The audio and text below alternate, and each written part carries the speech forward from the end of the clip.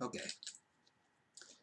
Now I need this more to wake up than to wake up, but I was having problems staying awake through Incubus, which is a shame. Because conceptually, this movie is fascinating. In execution, it's boring. And I don't usually say that about movies too often, but it's boring. Okay. So, Incubus has a bit of history.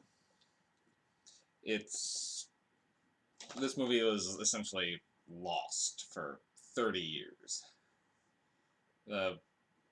Essentially, the movie was mistakenly destroyed. There was a fire. The movie was just wiped out, but it was rediscovered back in I think '99 maybe, '96 somewhere in there, where they found one surviving copy in France, and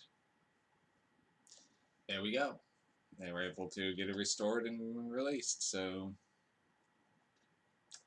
Incubus is recovered from being lost, which is cool. That's interesting.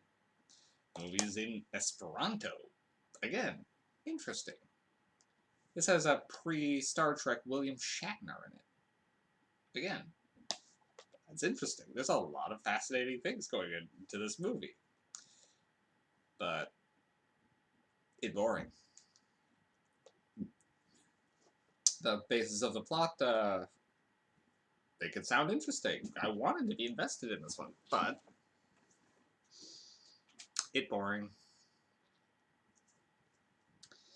Alrighty. So, this one starts off as we find essentially there's a well with some healing properties, and we see a man approaching it. And while there, a woman appears, pretty much flirts with him, lures him away, and then drowns him in the ocean. Before reporting to her sister that she's getting tired of luring bad people away. Turns out she's a succubus. Anyway. So, she's frustrated that while yes, she's luring bad people to their dooms, and aims to collect their souls, she feels it is a bit frustrating that since these are bad people, their souls are already probably going to hell. So why should she just be collecting them early rather than going and finding pure souls to try to pull into hell? Well, her sister warns her against doing so, saying that good men have a power to them called love that you should stay away from. Now, Kaya, they pronounce it differently throughout the movie. And I will say, well, the Esperanto is an artificial language. Apparently, some experts on it say that the pronunciation in this movie is ridiculous. But I don't know enough about it to say. Anyway. So Kaya goes to try to find good people to seduce. And she finds a priest. But, well, he turns out to be just as corrupt as anyone, so is disappointed. Then she meets Mark, who's played by our boy William Shatner. Mark and his sister, he's a soldier back from war. He's hanging out with his sister. And I will say him and his sister have this weird vibe where they seem almost more like lovers than family, which is odd. But she shows up and starts trying to lure him away. But starts kind of getting a thing for him. Meanwhile, there's a solar eclipse. There's a lot of weird things happening in this movie. Which, during the eclipse, he's trying to escort her back home while she's trying to lure him away. And his sister ends up looking right into the eclipse and goes blind. Well, they frolic together, but he pretty much says that they'd have to be married for him to go any further with her. So she falls asleep with him, and then he just carries her to a church.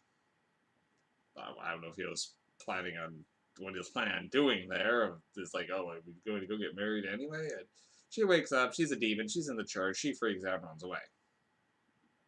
And that she goes to her sister, now freaked out that she's been violated by being brought to a church. So despite her loving Mark, she's now distraught by the holiness that was inflicted upon her. So together they summon the Incubus to enact revenge. And the Incubus goes and kidnaps his sister and to lure him out and violates his sister. Before he has to then confront the succubus as well as the demon ladies.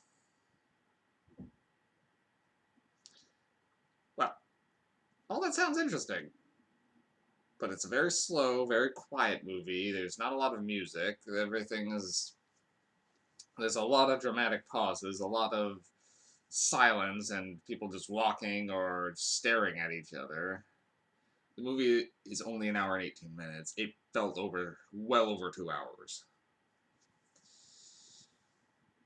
I'd actually feel like I had to pause and take a break and stretch my legs and go run out to grab a drink because